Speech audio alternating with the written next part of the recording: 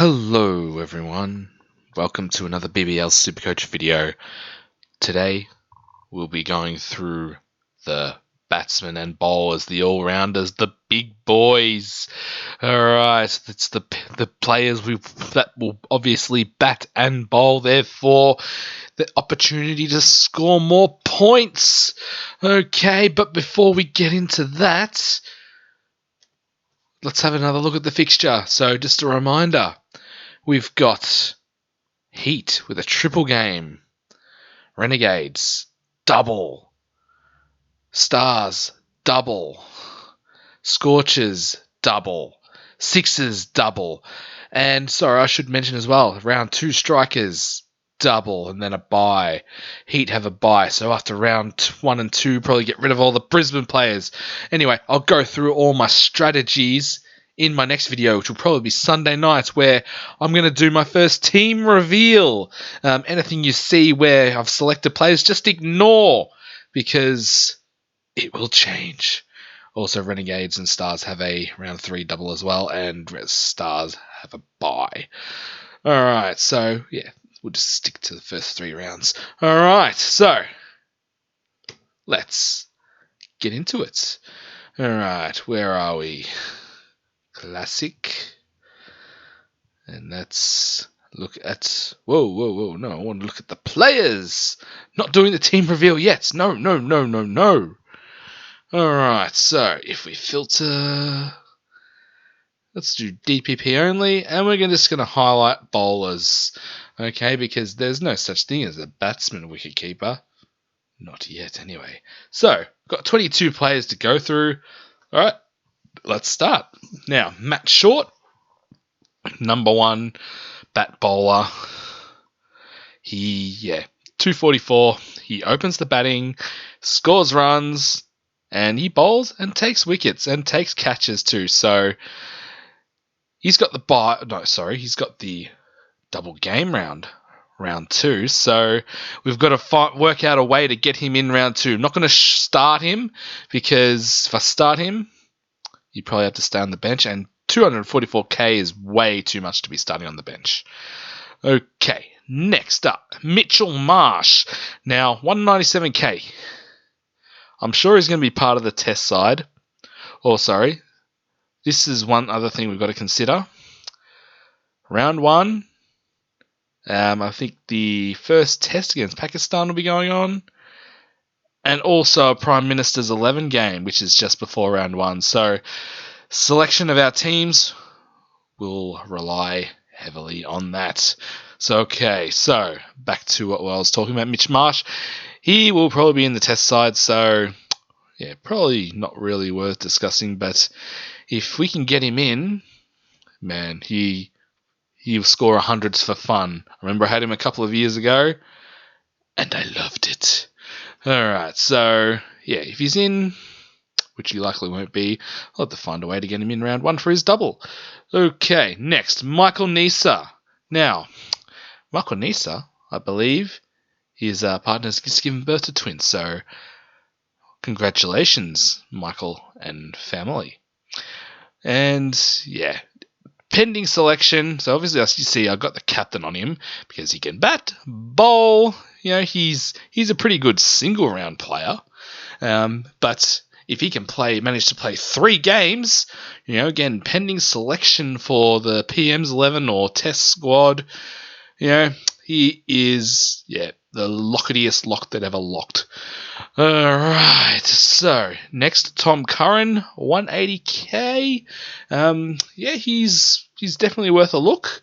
180k. Unfortunately, we can't pick all these, expensive players. But yeah, he should bowl on the death overs with Abbott, and can swing the willow as well. But would I want to pay 180k? Well, I have in previous seasons, and yeah, something to think about, but not at this stage. All right, Aaron Hardy, 178,300. Again, like Mitch Marsh, well, probably bowls more than Marsh these days, but he bats, scores runs quickly. He was a nice cheapie last year in my side. And you can take wickets obviously that's why he's so expensive. So he got the double, but maybe have a look at him. Maybe I'm going to have a look at him. When do Perth have their doubles? I'll have a look at him like at round 6, I think, after Perth have their buys. Okay, next up is Bo Webster. Now, he was a nice cheapie. I think I recommended you started him last year at 62k because he would bat and bowl. He moved to the Melbourne Stars and he killed it.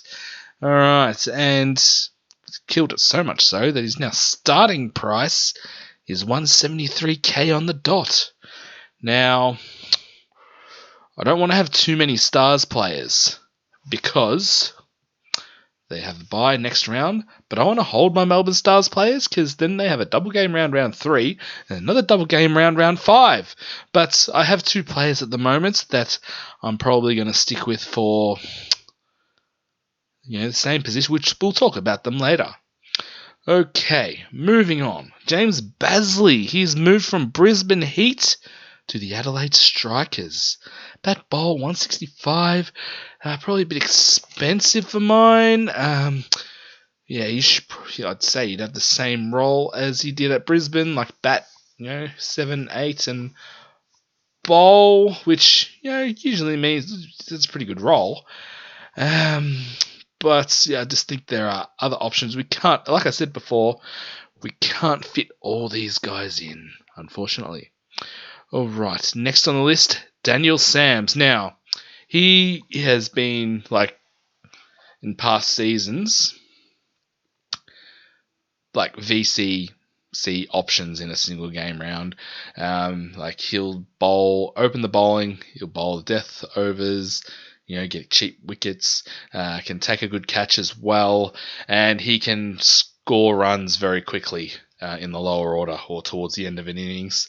So he's definitely on my radar to get in after round 3 for the Sydney double, and then after that, might keep him in the side. But yeah, like I said earlier in the video, I'll go through all my plans later on in the next video coming out Sunday. All right. Next up, got Will Sutherland. Now, he finally had a good year last year. Started at basement price 62,000, and he had a good year. Batted middle order and bowled his overs as well. I remember there was one person that made me so happy that, hey, I watched your videos and I started Will Sutherland because of you. Thank you very much. And it made me think that, I at least helped one person, which made me want to continue doing this stuff. So thank you very much. I can't remember who you were, but thank you very much for leaving that comment. All right, next is Hayden Kerr, 141, 400. Does Dan Christian, I don't think Dan Christian really bowled much last year anyway, but, does that further enhance his, batting, bowling all-round role?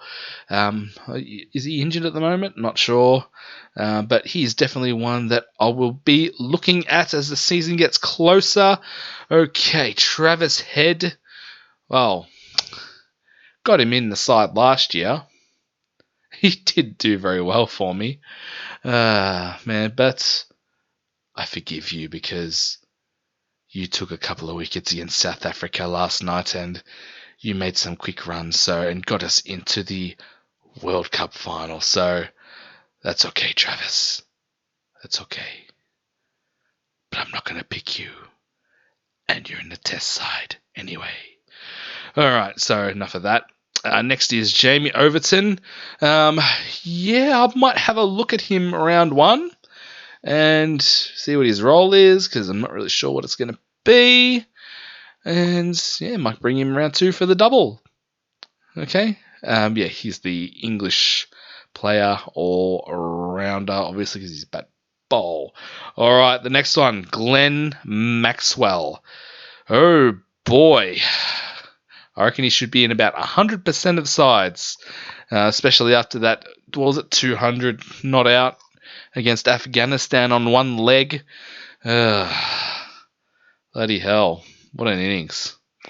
And not only for his batting, Actually, I wonder what his score would have been in that one day when he scored 200. He would have scored like 500 points.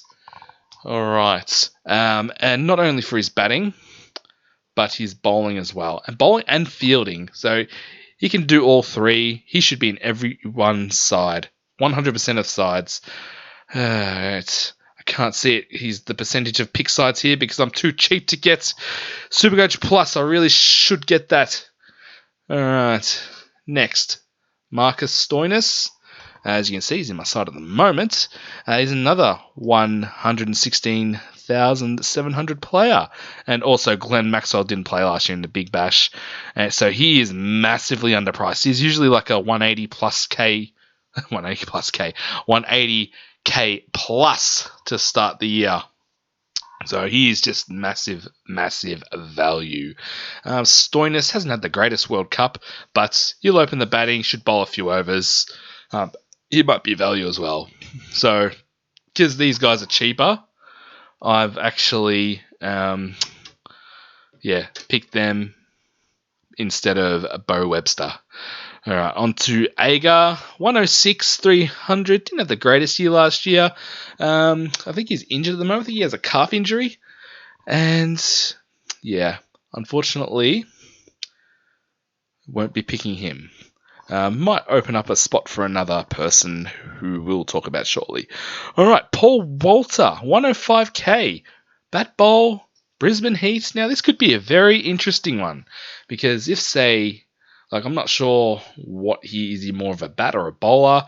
I did see that he scored 150 in lower grade cricket or something in Queensland, I think.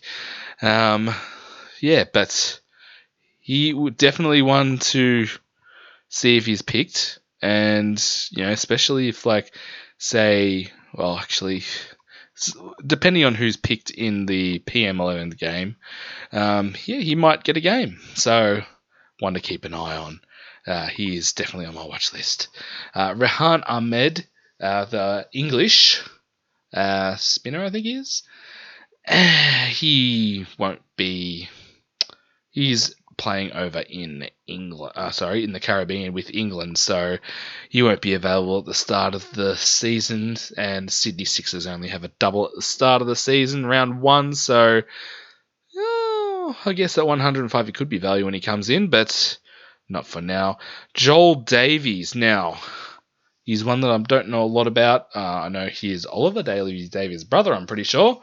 He's moved over from the Thunder to the Sixers. Whether he gets a game or not, I'm not sure. One to keep an eye out for the team sheets. Cooper Scoops Connolly. Now, if Agar's out injured, will he be their spinner? Because they'd have no more Peter Haksoglu. Surely Ashton Turner couldn't be their number one spinner. So, could he get a game early on?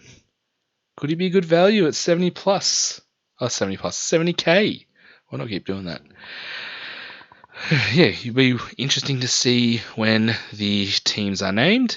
Mitch Owen, I don't think he gets a game for the Hurricanes. Hurricane player anyway, so you don't have a double game until around 7, so not interested. Now, Jack Wood. Hey, I spoke about you in the last video, the batting video. He's now been changed to a bat bowler. So pending selection, pending availabilities of the other Brisbane Heat players, he may get a game.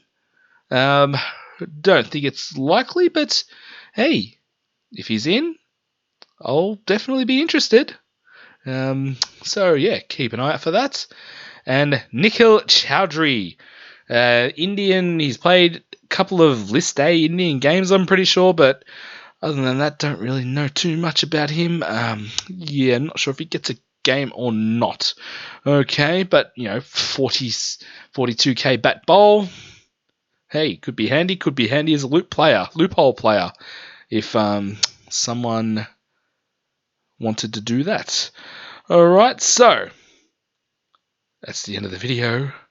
As you can see here, there's 19 hours. 19 days, 20 hours to go till BBL Supercoach starts. How exciting! Alright, thank you very much for watching, and I'll see you when I'm looking at you. Bye.